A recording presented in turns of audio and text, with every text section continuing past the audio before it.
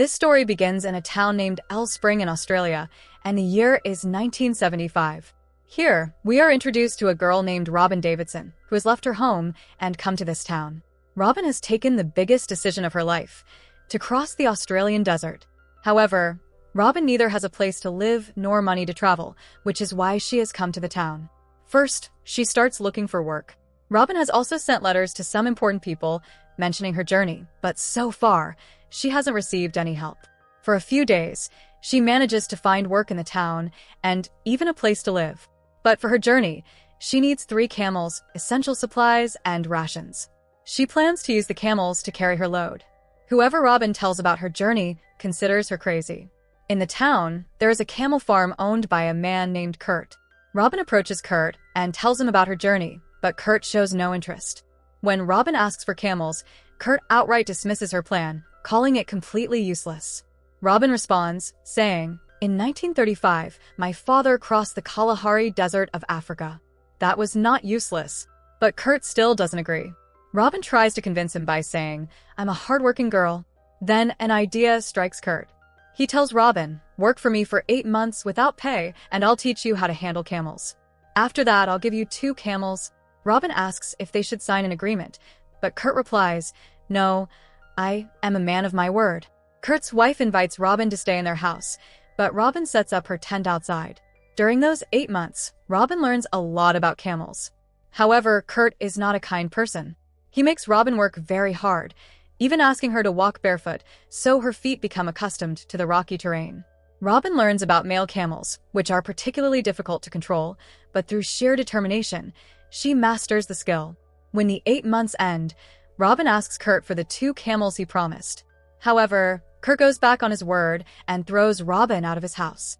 Furious, Robyn leaves. On the way, she comes across an abandoned house, which she decides to make her home. Nearby, there's another camel owner named Shelley, whose family has been rearing camels for generations. Robyn approaches Shelley, explaining her journey and how Kurt betrayed her. Shelley, being a good trainer, advises Robyn to reconsider her decision, warning her of the potential dangers that could lead to her death. Shelley eventually agrees to give Robyn 1 camel in exchange for a month's work. Robyn, needing 3 camels, willingly agrees to work for 3 months.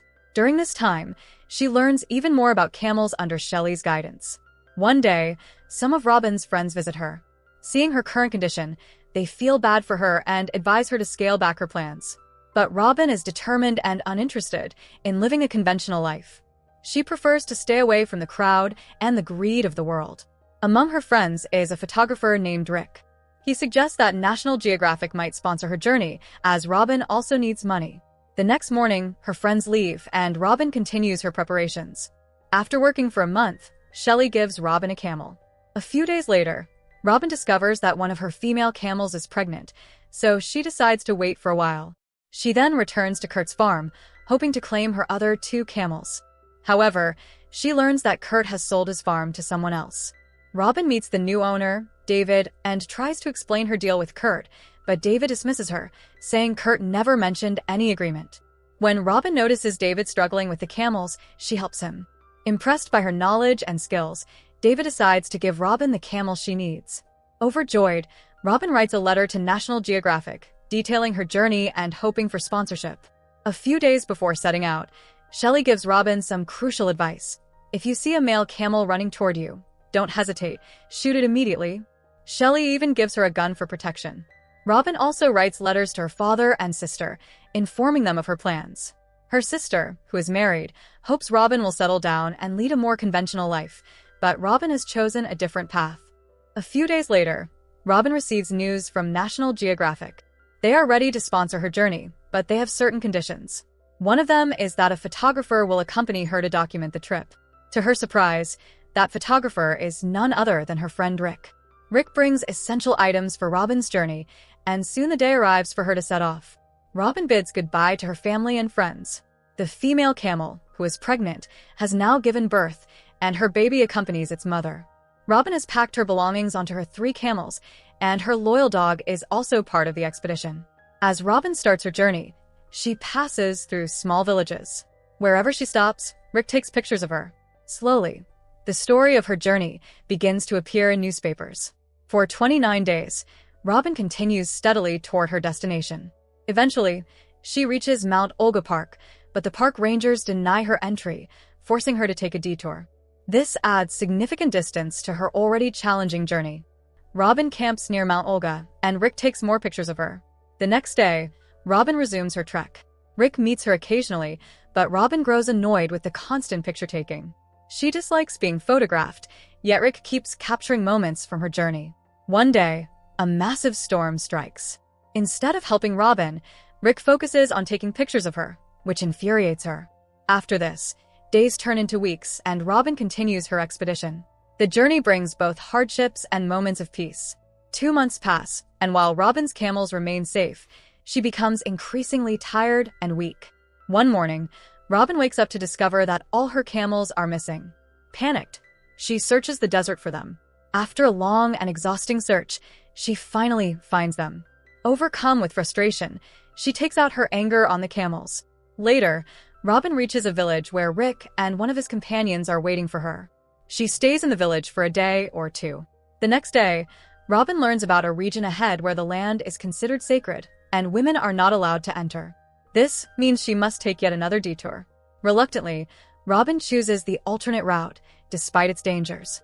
The path is so treacherous that it could cost her life, but Robyn doesn't lose hope. She presses forward with determination. One day, as she sits to rest, she sees 3 male camels approaching. Remembering Shelley's warning, she takes out her gun and shoots 2 of them, though it deeply saddens her to do so. As Robyn continues her journey, she comes across a river where she bathes her animals and herself.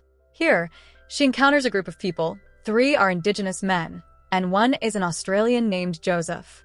When Robyn tells them about her journey, they are astonished. Joseph warns Robyn about a dangerous area called Gary Ditch, where she could easily lose her way. Robyn explains that she won't take the direct path because it's sacred ground. Joseph decides to help her and introduces her to a tribal friend named Eddie, who agrees to accompany Robyn for part of her journey. Eddie speaks a little English and communicates with Robyn in his native language. Eddie stays with Robyn for several days.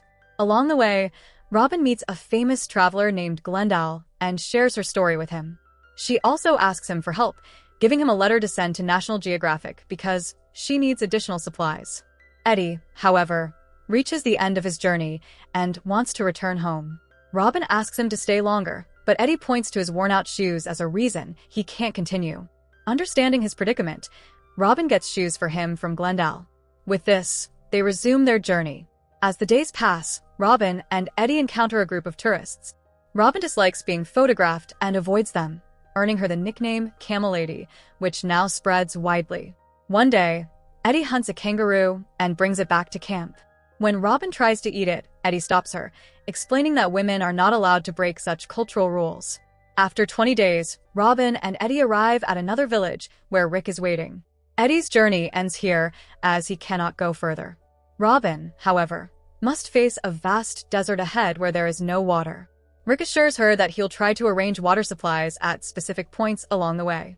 A few days later, Robyn sets foot in the arid desert. The harsh conditions take a toll on her, both physically and mentally. She begins to experience strange sensations and struggles to keep going. One day, Robyn loses her compass. After searching for a long time, she eventually finds it, but the incident stirs up memories from her past. Despite being lost in her thoughts, Robyn does not give up and keeps moving forward. Eventually, she comes across a house. She stands there for a long time, thinking it might be an illusion. However, it is real. An old lady comes out, notices Robyn, and brings her inside.